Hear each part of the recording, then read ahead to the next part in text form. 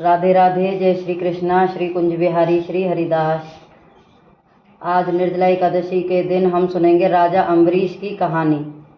राजा अम्बरीश की कथा एक भारतीय धार्मिक कथा है। भगवान विष्णु के परम भक्त राजा अम्बरीश की कहानी दुर्वासा ऋषि और राजा अम्बरीश के बीच एक प्रसिद्ध संवाद को दर्शाती है, जिसमें दुर्वासा ऋषि को भगवान विष्णु की भक्ति का ज्ञान होता है। राजा अम्बरीश मनु के पुत्र और राजर्षि नाभग के पुत्र थे। वे भगवान विष्णु के अनन्य भक्त थे। उन्होंने अपने जीवन को भगवान विष्णु को समर्पित कर दिया था।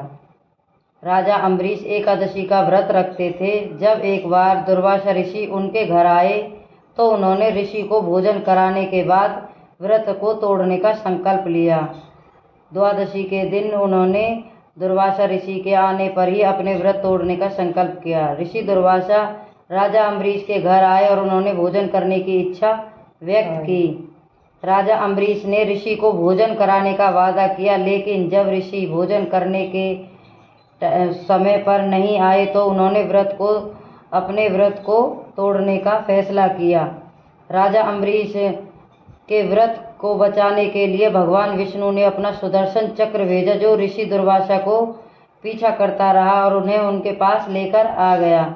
ऋषि दुर्वासा सुदर्शन चक्र से बचने के लिए विभिन्न देवताओं की शरण में गए, लेकिन उन्हें कोई भी उनकी रक्षा नहीं कर सका। अंत में उन्होंने भगवान विष्णु के पास जाने के लिए मजबूर होना पड़ा।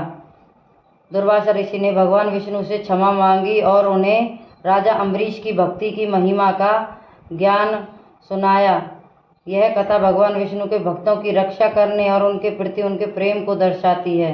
भक्ति भाव से जो कोई भी भगवान विष्णु श्री हरि की पूजा करते हैं, उन पर ठाकुर जी की कृपा हमेशा बनी रहती है। यह कथा भक्तों को अपने भक्ति में दृढ़ रहने और भगवान पर अटूट विश्वास रखने का संदेश भी देती है। राजा